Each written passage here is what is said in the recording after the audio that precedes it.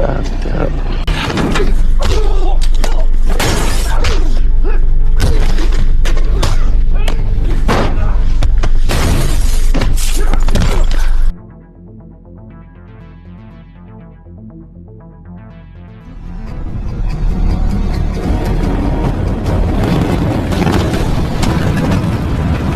awal film, kita akan diperkenalkan dengan Dalton Broker.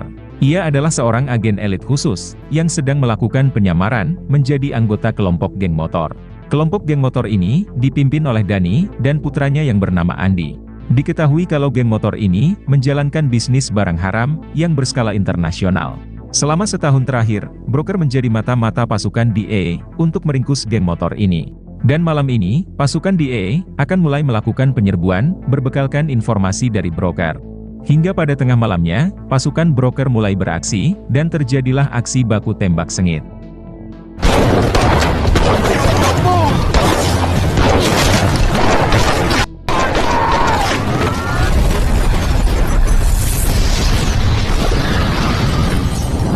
Sebagian besar anggota geng motor, berhasil mereka tumbangkan. Puluhan ton paket narkoba siap edar, juga berhasil diratakan hingga ke tanah. Di tengah baku tembak yang semakin sengit, Danny dan juga Andy, berusaha melarikan diri. Akan tetapi, Broker dan pasukannya, berhasil mencegat mereka berdua.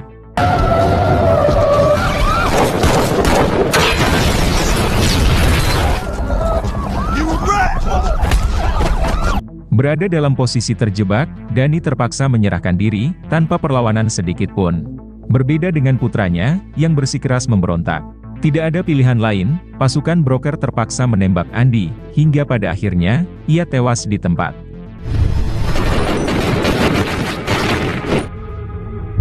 Menyaksikan anaknya tewas secara tragis, tentu membuat Danny sangat murka.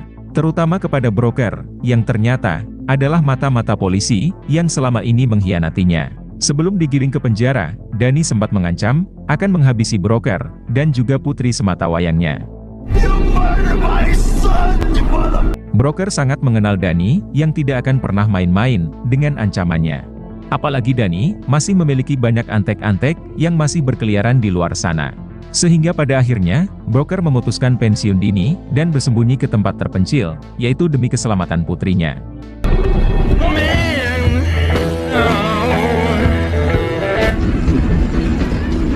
Lalu adegan film berpindah, pada 2 tahun kemudian. Kita diperkenalkan dengan putri Broker, yang diketahui bernama Maudie. Ketika sedang asik bermain, Maudie malah diganggu, oleh seorang bocil nakal, yang diketahui bernama Jojo. Tak tinggal diam begitu saja, Maudie langsung melakukan perlawanan, dengan menendang perut Jojo. Berpindah ke Broker, yang sedang membetulkan rumahnya, bersama seorang tetangganya. Setelah pensiun dari dunia kemiliteran, Broker memutuskan menetap di sebuah kota kecil, yang posisinya lumayan terpencil. Di dalam rumahnya yang sederhana, Broker tinggal berdua bersama Maudie. Sedangkan istri Broker sendiri, sudah meninggal 5 tahun lalu, akibat mengidap penyakit kanker. Di tengah sedang bekerja, Broker dihubungi oleh wali kelas Maudie, yang meminta Broker, untuk segera meluncur ke sekolah. Dikarenakan putri Broker, kembali membuat ulah, dengan menciderai seorang bocil laki-laki.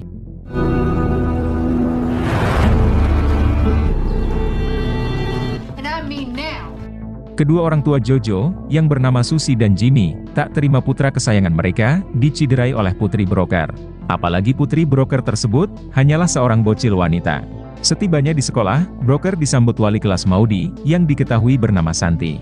Santi pun menjelaskan, kronologi kenapa Maudie, sampai harus menghajar Jojo, yang semata-mata hanya membela diri, dari bulian Jojo dan teman-temannya. Mengetahui akan hal itu, Broker pun meminta maaf dan berjanji, kalau kejadian ini, tidak akan terulang lagi.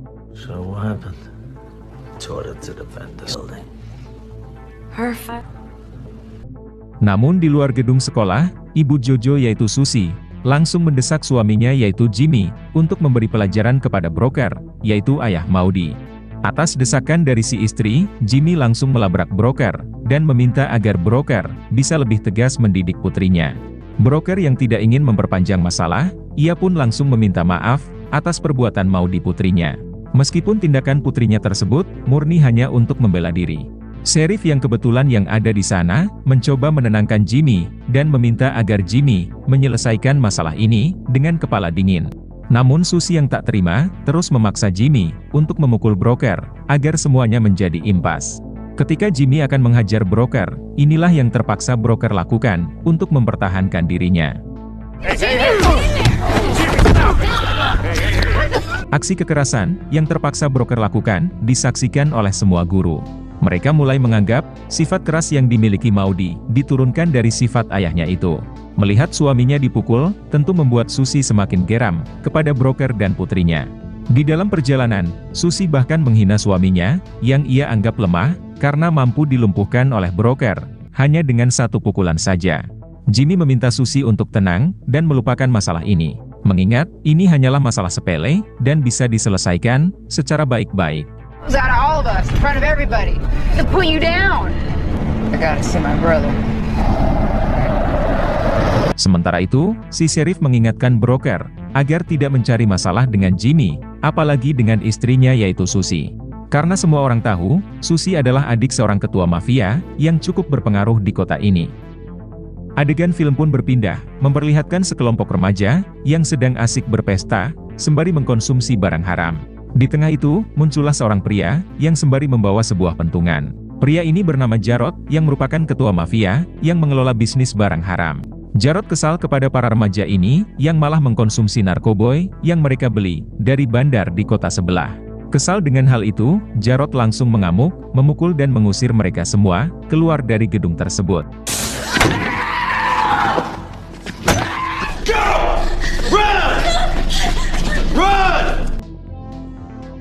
Ketika di dalam perjalanan pulang, Jarod dicegat oleh seorang wanita yang ternyata adalah Susie.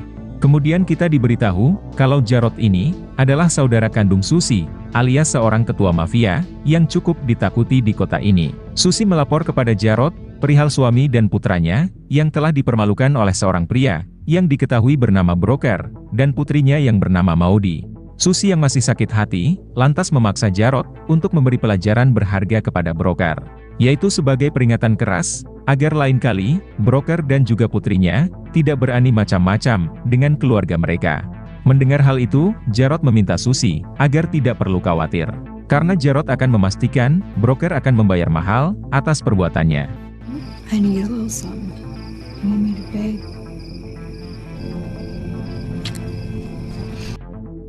Di keesokan paginya, terlihat Broker sedang dalam perjalanan untuk mengantar Maudy ke sekolah. Saat melewati rumah Santi, Broker tampak tersenyum melihat wali kelas putrinya tersebut. Membuat Maudy semakin yakin kalau si ayah suka dengan wali kelasnya itu.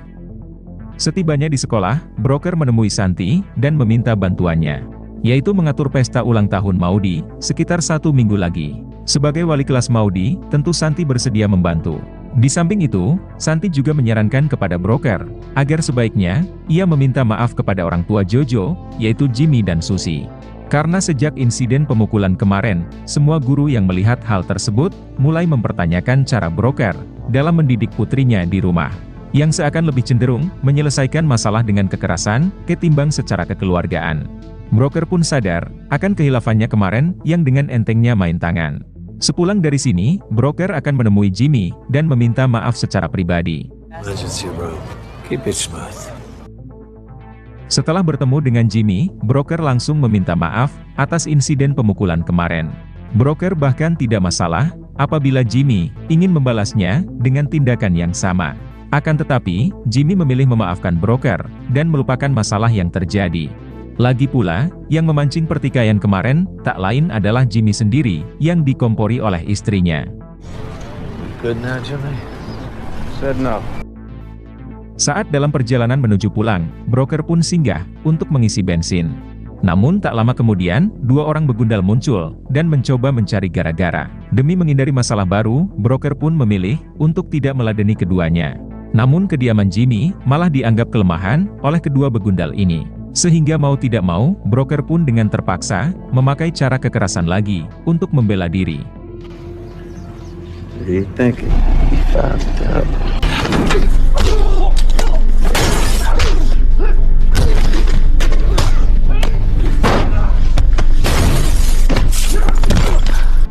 Broker lantas bertanya kepada kedua begundal ini, apakah mereka berdua diutus oleh Dani, yaitu si ketua geng motor, untuk menghabisi broker. Namun kedua begundal ini memilih untuk bungkam. Karena ternyata mereka berdua adalah anak buah Jarod, yaitu saudara Susi, alias si ketua mafia lokal. Beberapa menit kemudian, kedua begundal ini melapor kepada Jarod perihal kegagalan mereka memberi pelajaran kepada broker.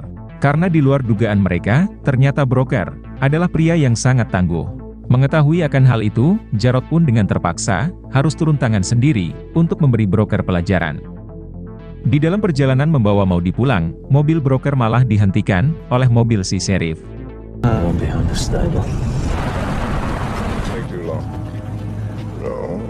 Sheriff menginterogasi broker terkait insiden di pom bensin tadi.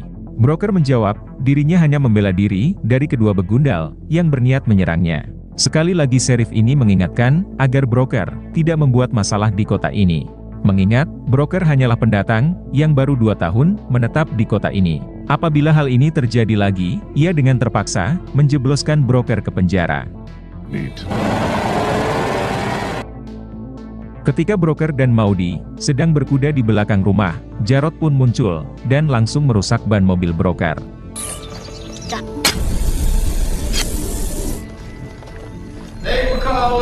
Setelah itu, Jarod menyusup ke dalam rumah, lalu mengambil boneka milik Maudi. Kemudian, Jarod menggeledah kamar broker, guna mencari petunjuk terkait identitas asli broker. Setelah memeriksa berkas milik broker, akhirnya Jarod mengetahui bahwa ternyata broker adalah mantan agen elit khusus. Kemudian, broker pergi dari sana, sembari membawa berkas milik broker, dan juga boneka milik Maudi.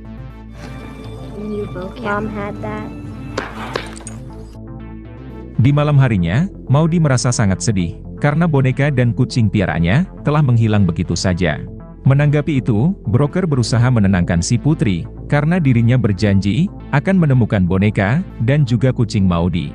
Namun saat akan beranjak pergi, broker baru menyadari ban mobilnya telah kempes, akibat ditusuk oleh seseorang. Ketika broker memeriksa persekitaran rumahnya, ia menemukan boneka putrinya yang telah sengaja dirusak oleh seseorang. Bukan hanya itu saja, broker juga menemukan kucing piaraan Maudi yang telah tewas dihabisi. Broker pun dapat menyimpulkan kalau semua ini adalah sebuah ancaman peringatan dari seseorang. Yang terlintas di pikiran broker tak lain adalah Dani, yaitu si ketua geng motor, yang pernah mengancam akan menghabisi broker dan putrinya. Selain itu, broker juga mulai curiga kalau mungkin saja semua ini adalah perbuatan Jimmy. Atas motif sakit hati, karena broker telah mempermalukannya di depan semua murid dan semua wali kelas anaknya. Berpindah ke Jarod yang kembali menilik berkas pribadi milik broker. Di dalam berkas tersebut, tercatat bahwa broker pernah bergabung di dalam geng motor yang dipimpin oleh Dani, yaitu sebagai informan yang terlibat dalam meringkus pemimpin geng motor tersebut. Dan tanpa disangka, Jarod kenal dengan Dani yang mengelola bisnis barang haram yang berskala internasional. Bahkan, Jarod sudah lama berharap bisa menjalin kerjasama dengan Dani untuk mengembangkan bisnis narkoboynya. Kemudian, Jarod menelpon pacarnya yang diketahui bernama Anggi, yang seorang pelayan bar di kota. Jarod meminta Anggi untuk segera datang menemuinya. Setelah bertemu, Jarod langsung meminta bantuan Anggi untuk menyerahkan berkas pribadi broker kepada pemimpin geng motor tersebut. Karena Jarod mengetahui, si ketua geng motor yaitu Dani, pasti ingin balas dendam kepada broker yang telah bersembunyi di kota ini selama 2 tahun. Sehingga dengan begitu, Dani pasti berhutang budi kepada Jarod. Dan pada akhirnya, mau berbisnis dengan Jarod dalam peredaran narkoboy yang berskala internasional. Apabila hal itu terwujud, Jarod pun berjanji akan membagi 25% hasil dari penjualan narkoboy milik Jarod nanti. Mendengar hal itu, akhirnya Anggi bersedia menyerahkan berkas broker tersebut kepada si pemimpin geng motor, yaitu Dani. You can't trust them. It's never. Back all humble, you're gonna give them the goat. Di keesokan harinya, broker mendatangi Jimmy dan bertanya, apakah tadi malam Jimmy menyusup ke rumahnya dan menghabisi kucing piaraan putrinya. Jimmy yang tidak tahu apa-apa, jelas menyangkal tudingan tersebut.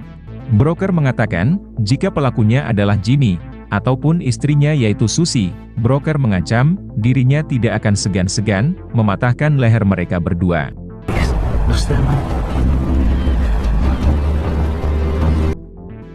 Setelah itu, broker pulang ke rumah, sembari membawa boneka baru untuk putri kesayangannya itu, yaitu mengganti boneka lama Maudy yang telah dirusak oleh si penyusup. Thanks, Dad. Sementara itu, Anggi menemui pengacara Dani guna menyerahkan berkas pribadi milik broker. Dad. It's a gift. Tanpa membuang waktu lagi, si pengacara langsung menyerahkannya kepada Dani yang masih mendekam di penjara. Mengetahui info tersebut, Dani langsung menyuruh si pengacara untuk menghubungi seluruh anak buahnya, yaitu untuk menghabisi broker, berikut dengan putrinya. Take care of this for me. Saat berpapasan di sekolah, broker menyuruh Maudy meminta maaf kepada Jojo, termasuk mengundang Jojo ke pesta ulang tahunnya nanti. Setelah itu, giliran broker yang meminta maaf kepada ibu Jojo yaitu Susi. Pada akhirnya, Susi pun mau memaafkan broker. Di sore harinya, si tetangga mengatakan kepada broker, dirinya sangat yakin, orang yang menyusup ke rumah broker kemarin malam, kemungkinan bukanlah Jimmy, tetapi kakak ipar Jimmy, yaitu Jarod. Karena hanya Jarod yang memiliki nyali besar seperti itu. Apalagi Jarod adalah ketua mafia yang kerap membuat onar di kota ini. I'd be real careful around him, broker. He looks the other direction whenever Gator wanted. In case you got any interest. Singkat cerita, pesta ulang tahun Maudy pun diadakan. Dihadiri oleh teman-temannya, termasuk keponakan Jarod, yaitu Jojo. Terlihat hubungan pertemanan broker dan Santi juga sudah semakin dekat. Sepertinya wali kelas Maudy tersebut juga naksir dengan broker. Sementara itu, geng motor yang dipimpin oleh tangan kanan Dani, yang diketahui bernama Carlos, datang menemui Anggi di bar, yaitu untuk bertanya terkait alamat rumah broker sekarang. Akan tetapi, Anggi enggan mengatakannya, sebelum Carlos menandatangani surat perjanjian kerjasama antara geng motor Dani dengan Jarod pacarnya. Menanggapi itu, Carlos langsung mengancam akan menghabisi Anggi sekarang juga, apabila ia masih bungkam terkait keberadaan broker sekarang. Anggi yang tidak ingin mati sia-sia, langsung mengatakan kepada Carlos, kalau hanya Jarod yang tahu alamat rumah broker. Where's the narc? Where's the narc? An animal, Gator.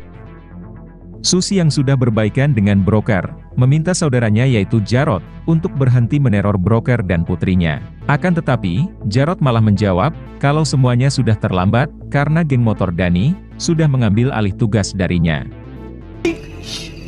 No more. Sementara itu, broker mendapat informasi dari seorang teman elit khususnya, terkait latar belakang Jarod, yang sering keluar masuk penjara, akibat bisnis barang haram, serta menghabisi nyawa orang. Si teman juga memberitahu broker, terkait pacar Jarod yaitu Anggi, yang memiliki koneksi dengan geng motor Dani. Si teman mulai khawatir, kalau Anggi akan membocorkan, terkait alamat rumah broker sekarang, kepada geng motor Dani.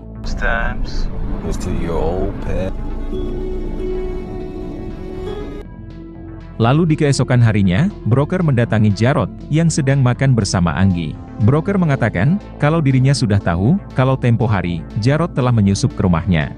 Broker mengancam, akan mematahkan leher Jarod, apabila berani menyakiti putrinya. Tidak sampai di situ saja, broker juga mengancam, akan membakar markas barang haram milik Jarod. Akan tetapi, bukannya takut, Jarod malah balik menantang broker. You're reaching. It's just nice meeting you. Sehingga dengan terpaksa, broker mendatangi markas barang haram Jarod. Kemudian, broker memasukkan bensin pada setiap bohlam lampu yang ada di markas tersebut. Apabila lampu tersebut dinyalakan, secara otomatis akan meledak dan membakar hangus markas tersebut. Namun di tengah itu, anak buah Jarod datang dan langsung mengancam broker. Tapi dengan begitu sigap, broker berhasil melumpuhkannya.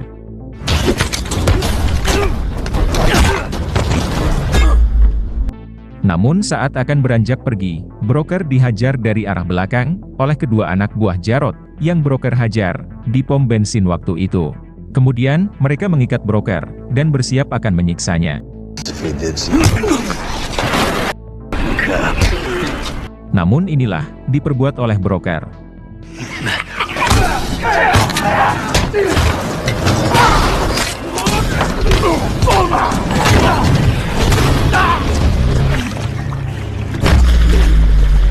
Sehingga pada akhirnya, broker berhasil melepaskan diri dan melumpuhkan kedua anak buah Jarod ini. Di saat yang bersamaan, Carlos mendatangi Jarod, bertanya terkait alamat rumah broker. Jarod yang tanpa ragu sedikit pun, langsung memberitahu Carlos. Kemudian, Carlos mengajak Jarod untuk ikut dengan geng mereka dalam memburu broker. Namun Jarod yang pengecut, menolak untuk ikut. Bahkan, saat pacarnya dibawa oleh Carlos, Jarod hanya bisa terdiam, tanpa berupaya untuk menolongnya.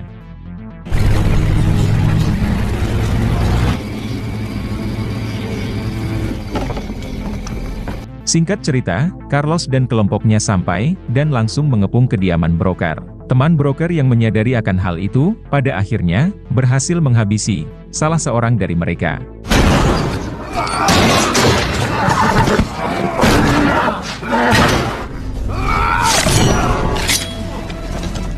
Kemudian dengan sigap, si tetangga membunyikan klakson mobil, untuk memberitahu broker, kalau rumahnya sedang dikepung. Namun malangnya, Carlos berhasil menembak si tetangga. Mendengar suara tembakan, broker langsung menyuruh putrinya, bersembunyi di tempat yang aman, sembari menghubungi polisi. Sedangkan broker sendiri, akan mencoba menghadapi mereka.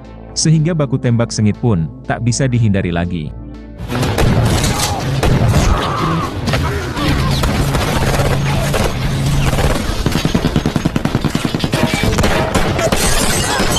Alhasil, semuanya berhasil broker ratakan, dan hanya menyisakan Carlos, dan satu orang anak buahnya. Namun sialnya, seorang anak buah Carlos yang masih tersisa, menemukan keberadaan putri broker. Dengan sekuat tenaga, Maudie berlari menuju ke hutan. Broker yang menyadari akan hal itu, bergegas menolong putrinya. Namun di saat yang bersamaan, Carlos muncul, dan bergelut dengan broker. Sementara itu, Maudie berpapasan dengan Anggi, dan meminta pacar Jarod tersebut, untuk menolong ayahnya. Tapi bukannya membantu, Anggi malah menculik putri broker, dan membawanya ke hadapan Jarod.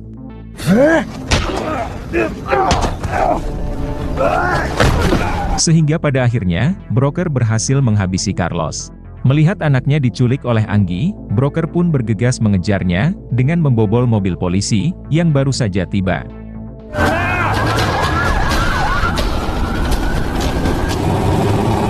Singkat cerita, Anggi sampai ke markas Jarod, sembari membawa putri broker. Namun bukannya mendapat pujian, Anggi malah disemprot oleh Jarod.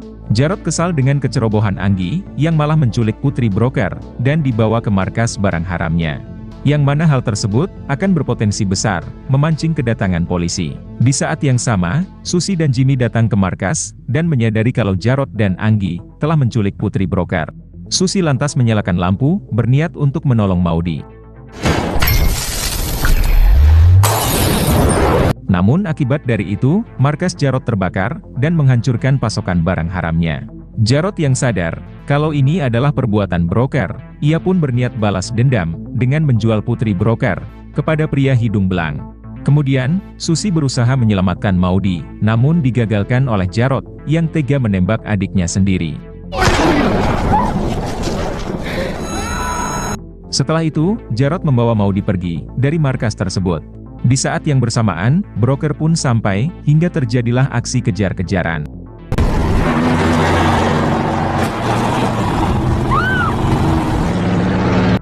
Namun pada akhirnya, Jarod berhasil menabrak mobil broker, hingga mengalami kecelakaan, dan terbalik. Kemudian, Jarod turun dari mobil, berniat ingin menghabisi broker, yang terjebak di dalam mobilnya. Namun keadaan justru berbalik arah, brokerlah yang pada akhirnya, berhasil menumbangkan Jarod.